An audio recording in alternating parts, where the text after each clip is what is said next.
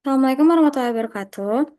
Di sini, kelompok kami ingin mempresentasikan hasil praktikum BigQuery kami, di mana proses tersebut mencakup pre-processing, SQL, modeling, evaluasi, dan implementasi.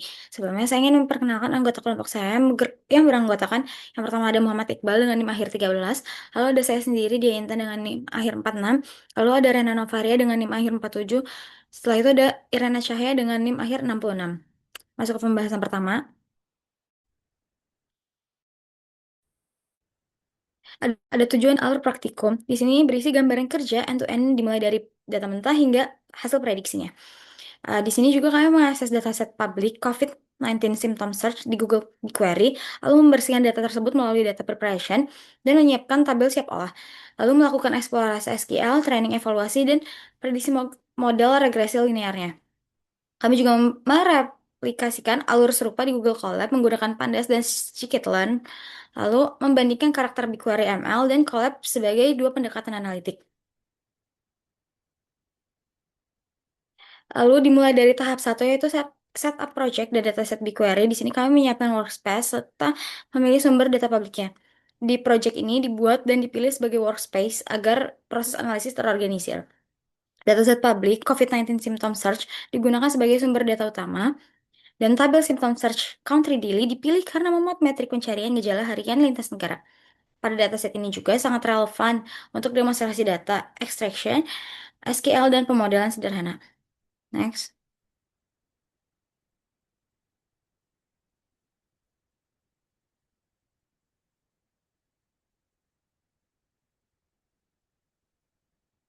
Oke, selanjutnya itu tahap 2 yaitu preview dan juga pemahaman struktur data di mana yang ini untuk meninjau tabel mentah sebelum pengolahan. Nah, tabel mentah itu berisi tanggal, negara, serta banyak variabel gejala.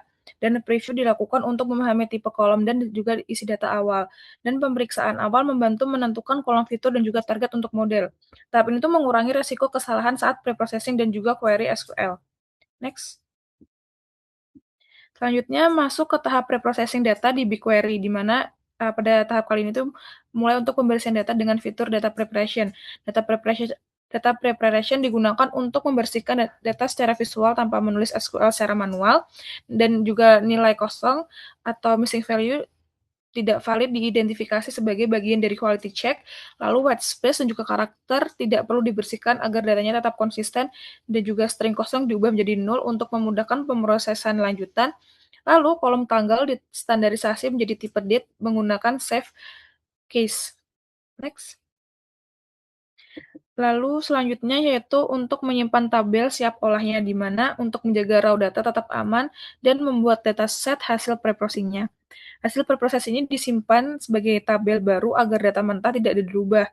Jadi terdapat data mentah dan juga data yang sudah siap diolah setelah preprocessing. Lalu dataset tujuan dibuat dengan nama dataset underscore praktik, dan tabel ready diberi nama Simpton Research Country Daily Ready. Lalu penyimpanan tabel siap olah memudahkan untuk query, training model, dan juga replikasi analisis. Next. Baik, selanjutnya untuk tahap 5 yaitu ada eksplorasi data dengan SQL, yaitu untuk memfilter dan agregasi untuk validasi data. Yang pertama, SQL Editor digunakan untuk menjalankan query eksplorasi data. Yang kedua, kondisi where memfilter data berdasarkan negara, yaitu Ireland. Kemudian selanjutnya fungsi count menghitung jumlah record untuk symptom alkoholisme. Kemudian yang terakhir hasil query adalah 2.898 record sehingga filtering dan agregasi berjalan sesuai tujuan. Next.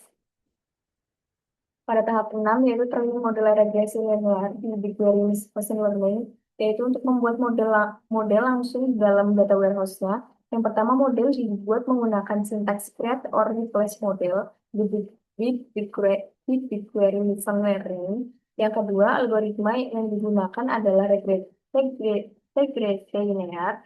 Yang ketiga, target atau labelnya yaitu symptom abdominal pain. Kemudian selanjutnya fitur atau inputnya yaitu symptom abdominal obesity.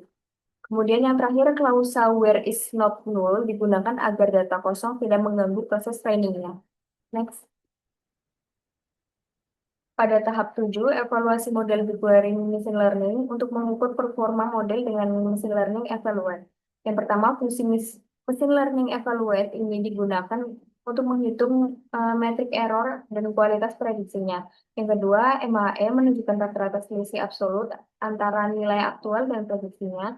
Kemudian yang ketiga, MSE menunjukkan rata-rata kuadrat error prediksi. Kemudian yang terakhir ada R2 sebesar 0,10 mengindikasi korelasi linear antar variabel masih lemah.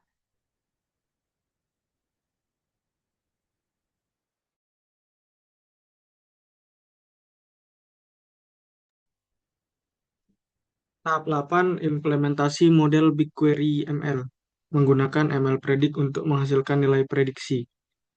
Pertama, model yang telah dievaluasi digunakan untuk melakukan prediksi data aktual. Dua, fungsi ML Predict menambah kolom predicted symptom abdominal pain.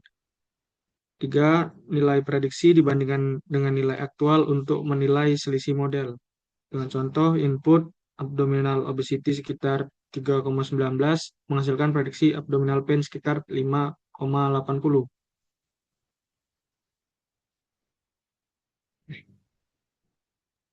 Tahap 9, autentikasi dan ekstraksi data, menghubungkan Python dengan BigQuery. Praktikum dilanjutkan dengan Google Colab dengan autentikasi ke Google Cloud. Library Google Cloud BigQuery digunakan untuk menjalankan query SQL dari Python. Data hasil query dikonversi menjadi pandas data frame. Data frame berisi 17.388 baris dengan kolom, tanggal, negara, abdominal obesity, dan abdominal pain. Tahap 10, pre-processing dan training di Python membersihkan data dengan pandas dan melatih model scikit-learn. Nilai kosong pada kolom fitur dan target dihapus menggunakan dropna, tipe data dikonversi menjadi float agar sesuai untuk regresi linear. Selanjutnya, data dibagi menjadi data latih 80% dan data uji 20%. Selanjutnya, model linear regression dilatih menggunakan abdominal obesity sebagai X dan abdominal pain sebagai Y. Tahap 11, evaluasi dan prediksi model di Colab, mengukur hasil eksperimen Python dan menghasilkan output prediksi. Model memprediksi data uji, lalu hasilnya dibandingkan dengan nilai aktual. Metrik evaluasinya MAE 0,91, MSE 1,28, dan R2 0,09. R2 yang rendah mengonfirmasi bahwa hubungan linear kedua gejala sangat lemah.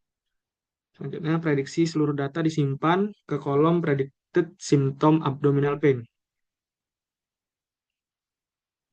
Untuk perbandingan BigQuery ML dan Google Colab, yang pertama, Google BigQuery ML membawa model ke data, proses berlangsung langsung di data warehouse, kelebihannya cepat, terintegrasi, scalable, dan cocok untuk data sangat besar. Keterbatasannya, pengaturan model relatif lebih terbatas dan otomatis. Peran terbaik, pre-processing, skala besar, dan model dasar dengan cepat. Kalau Google Colab membawa data ke model, data ditarik ke memori atau RAM Colab. Kelebihannya, fleksibel, mudah eksperimen, kontrol penuh atas kode dan parameter. Dengan keterbatasan RAM yang terbatas, datasetnya itu dapat melambat atau gagal. Peran terbaiknya eksperimen mendalam, tuning model, dan visualisasi lebih kompleks. Kesimpulannya, BigQuery dan Colab membentuk workflow data yang terintegrasi. Praktikum berhasil mendemonstrasikan workflow end-to-end, ekstraksi data, pre-processing, SQL, training, evaluasi, dan prediksi. BigQuery efektif sebagai data warehouse sekaligus platform analitik dan BQML tanpa memindahkan data ke tools eksternal. Nah, Google Colab unggul untuk eksperimen Python yang fleksibel melalui pandas dan scikit-learn. Selanjutnya, hasil evaluasi menunjukkan model regresi linear sederhana belum kuat karena R2 hanya sekitar 0,9 sampai 0,10. Kedua platform sebaiknya digunakan saling melengkapi, BigQuery untuk skala besar, Colab untuk eksperimen mendalam. Baik, terima kasih. Itu saja presentasi dari kami. Assalamualaikum warahmatullahi wabarakatuh.